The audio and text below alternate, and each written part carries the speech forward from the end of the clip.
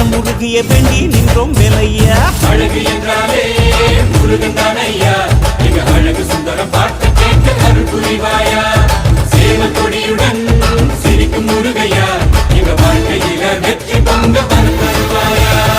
ஆறுபட வீடு கொண்ட முருகனுக்கு அரோகரா, அப்பானுக்கு பாடம் சொன்ன சுப்பனுக்கு அரோகரவும் பேர சொல்லி இந்த ஊரே வந்தோம். உன்னை தேடி வந்து எங்க உள்ளம் உருகிய வேண்டி நின்றோம் வேலையா.